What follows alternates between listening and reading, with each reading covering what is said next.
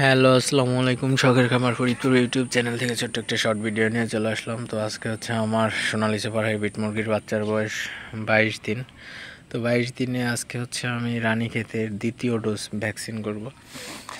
তো আপনারা দেখতে পাচ্ছেন এখানে হচ্ছে 15টা ডোজ আছে, 100 করে ডোজ। তো আমি এটা হচ্ছে সরকারি পশু হাসপাতাল থেকে আনছি। তো এক একটা 30 টাকা করে, তো বাইরে অনেক দাম বেশি, তো এই জন্য সরকারি হাসপাতাল থেকে আনাই ভালো। আর এই ভ্যাকসিনটাও খুবই ভালো। তো আপনারা দেখতে পাচ্ছেন ভ্যাকসিনগুলা BCRDV, এই ভ্যাকসিনটা 100 ডোজের এক একটা। তো এখানে 15টা ভ্যাকসিন আছে। তো আমি এটা হচ্ছে অল্প পরিমাণ পানির মধ্য দিয়ে আমি এটা হচ্ছে দিব। তো আমার হচ্ছে 20টা পানির পাত্র দিছি। তো 20টা পানির পাত্রে অল্প পরিমাণে পানি দিব যাতে তাড়াতাড়ি খেয়ে ফেলতে পারে। তো অল্প পরিমাণে পানির সাথে দিলে অল্প সময়ের মধ্যে তাড়াতাড়ি খেয়ে ফেলতে পারে। তো সেক্ষেত্রে ভ্যাকসিনের কার্যকারিতা অনেক গুণ বেড়ে যায়। তো আপনাদের আমি গত অনেক ভিডিওতে ভ্যাকসিন কিভাবে দিতে হয় A to Z আপনাদের সাথে শেয়ার করছি। তো আজকেও আবার নতুন করে একটু শেয়ার করি। তো আমি এই ভ্যাকসিনগুলা সবগুলা খুলে আমি এই পানির মধ্যে দিয়ে তারপরে ভালো করে ঝাঁকিয়ে তারপরে হচ্ছে পানিগুলো এই পাত্রের মধ্যে দিয়ে তারপরে মুরগিকে বাচ্চাকে দিয়ে দিব। তো আপনাদের সাথে আমি ভ্যাকসিন সব কমপ্লিট করে আপনাদের আমি দেখাবো মুরগির বাচ্চাকে দেওয়ার পর বাচ্চা কিভাবে খায়। তো আপনারা দেখতে পাচ্ছেন আমি ভ্যাকসিন অলরেডি দিয়ে ফেলছি। তো আপনারা কিভাবে দিবেন, এটার মুখটা খুলে তো একটু পানির মধ্যে এইভাবে নিয়ে তারপরে মুখটা এইভাবে আটকে ধরে এইভাবে ঝাঁকিয়ে তারপরে হচ্ছে আপনার মিশাইতে হবে। তো একবারে আপনার পানির মধ্যে ঢেলে দিলে কিন্তু ভ্যাকসিনটা ভালোভাবে মিশবে না, সেক্ষেত্রে কার্যকারিতাও কম হবে।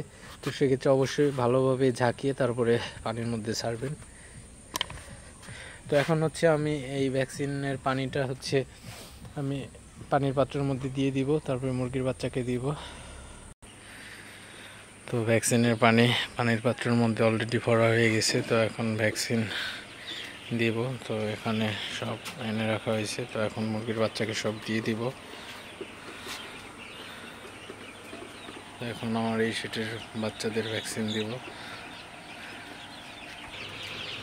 তো আমার ভ্যাকসিনের পানি দেওয়া অলরেডি শেষ হয়ে গেছে। তো এখন বাচ্চাগুলো ভ্যাকসিনের পানি খাইতেছে। তো আর একটা জিনিস আপনাদের বলে রাখা ভালো, তো ভ্যাকসিন দেওয়ার পূর্বে অর্থাৎ ভ্যাকসিন দেওয়ার আধা ঘন্টা 1 ঘন্টা আগে পানির পাত্র বের করে ফেলতে হবে যাতে মুরগির পানি তৃষ্ণা লাগে। তো এইভাবে বের করলে হয় কি, মুরগির বাচ্চা ভ্যাকসিনটা খুবই ভালোভাবে খেতে পারে। তো আপনারা দেখতে পাচ্ছেন বাচ্চাগুলো কিভাবে খাইতেছে। তো খুবই ভালোভাবে ভ্যাকসিনের পানি খাইতেছে, আপনারা দেখতে পাচ্ছেন। তো আসলে সব কিছুরই একটা সিস্টেম থাকে। তো সিস্টেমটা যদি কেউ ভালোভাবে কাজে লাগাইতে পারে অবশ্যই সব ক্ষেত্রে ভালো ফলাফল আশা করা যায়। তো এইভাবে দিলে আপনার সবগুলারই আপনার পানি খায়। তো অতএব আপনার সবগুলারই ভ্যাকসিনেশন কমপ্লিট হয়ে যায়। আরেকটা জিনিস আপনারা খেয়াল রাখবেন, ভ্যাকসিন দেওয়ার পরে অবশ্যই বাচ্চাগুলো একটু তাড়াই দিবেন। তো তাড়াই দিলে হয় কি, আপনার যেগুলো বসে থাকে ওই বাচ্চাগুলো উঠে ভ্যাকসিনের পানি খেতে পারে। তো শেডের কোনাকাঞ্চি একদম যেখানে বাচ্চা বসে থাকে, তো সব জায়গাগুলোয় আপনারা একটু কষ্ট করে বাচ্চাগুলো তাড়াই দিবেন যাতে বাচ্চাগুলো ভ্যাকসিনের পানি খাইতে পারে।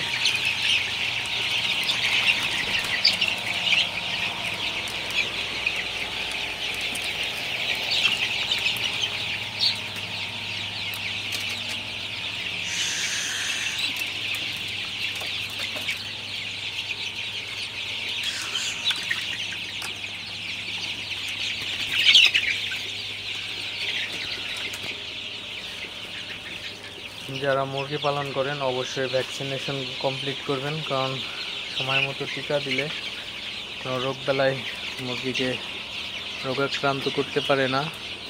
আপনি একটা কথা আপনাদের বলে রাখা ভালো, যদি আপনারা মনে করেন যে টিকা না দিয়ে মুরগি পালবো রিস্ক নিয়ে, তো আল্লাহ না করুক যদি কখনো গাম্বুরার ভ্যাকসিন দিলেন না, গাম্বুরা রোগটা চলে আসলো, তো তখন হয়তো বিপদে পড়বেন, অথবা আপনি রানীক্ষেতের ভ্যাকসিন দিলেন না, রানীক্ষেতের রোগটা চলে আসলো, তখন কিন্তু আর ঠেকাইতে পারবেন না, তখন একদম অবস্থা খারাপ হয়ে যাবে। অতএব আপনারা ভ্যাকসিনের বেশি দাম না, অতএব আপনারা ভ্যাকসিন দেওয়ার চেষ্টা করবেন। চেষ্টা বলতে 100% দিতেই হবে। তো যারা খামারি আছেন এদের হচ্ছে মুরগি পালার প্রথম শর্ত হচ্ছে ভ্যাকসিন আপনার ফুলফিল করতেই হবে, 4টা ডোজ, যত কষ্টই হোক। আর অবশ্যই আপনারা যদি বাইরে থেকে ভ্যাকসিন কেনেন, ভালো মানের ভ্যাকসিনটা, ভালো কোম্পানির ভ্যাকসিনটা কেনার জন্য একটু ট্রাই করবেন। তো স্কোয়ারের ভ্যাকসিনগুলো ভালো, মোটামুটি সবচেয়ে ভালোই বলা চলে। আর যদি আপনারা সরকারি পশু হাসপাতাল থেকে নেন, সেটারও মান খুবই ভালো, তো সবগুলার মানই ভালো। তো সরকারি হাসপাতালের হচ্ছে আপনার রানীক্ষেতের ভ্যাকসিনটা সবচেয়ে ভালো, কিন্তু গাম্বুরার ভ্যাকসিনটা তেমন একটা সুবিধাজনক না। অতএব যদি আপনারা পারেন তো গাম্বুরার ভ্যাকসিনটা আপনারা বাইরে থেকে নেবেন, আর রানীক্ষেতের ভ্যাকসিনটা আপনারা পশু হসপিটাল থেকে নিতে পারেন আপনারা। তো আপনারা যাই করেন না করেন, অবশ্যই করার আগে চিন্তা ভাবনা করে করবেন।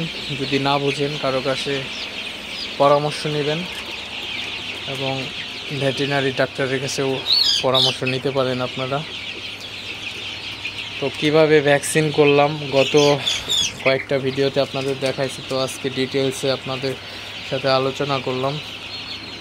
তো যদি কারো এই ভিডিওতে একটু উপকার হয়ে থাকে, অবশ্যই চ্যানেলটি সাবস্ক্রাইব করবেন, লাইক করবেন, কমেন্ট করবেন এবং শেয়ার করে অন্য ভাইদের দেখার সুযোগ করে দিবেন। তো দেখা হবে অন্য কোনো নতুন ভিডিওতে, নতুন কোনো তথ্য নিয়ে। ততক্ষণ সবাই ভালো থাকবেন। আল্লাহ হাফেজ।